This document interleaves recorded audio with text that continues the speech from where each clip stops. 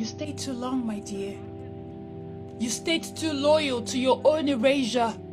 You mistook tolerance for love. You built altars to people who only visited you when you were bleeding. And it's not your fault, but it is now your responsibility. Let me say this clearly.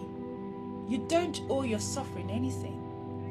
You don't have to prove how strong you are by staying in a life that drains you. You don't have to keep showing up as the version of you that everyone else finds easier to love. You don't have to make sense to people who only ever loved your performance. You don't have to shrink to fit into spaces that never made room for you to begin with. You can outgrow it, but only if you stop protecting it. Only if you stop trying to make it pretty. Only if you stop convincing yourself that staying small is safer than starting over. Here's what no one tells you about liberation. It will feel like loss before it feels like freedom.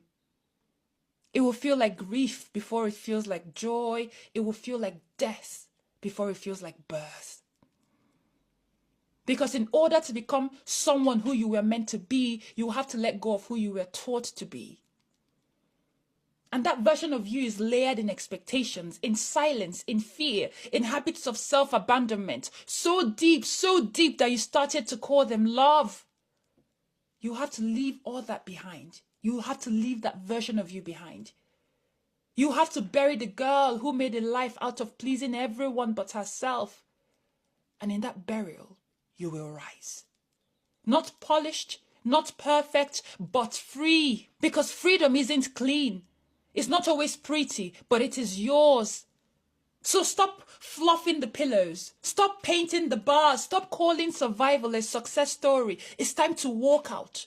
Not because it's easy, but because you finally remembered that you were never meant to perform peace while you were drowning in pain. You were never meant to decorate your cage. You were meant to break it. To shatter it with your truth. To outgrow it with your rage.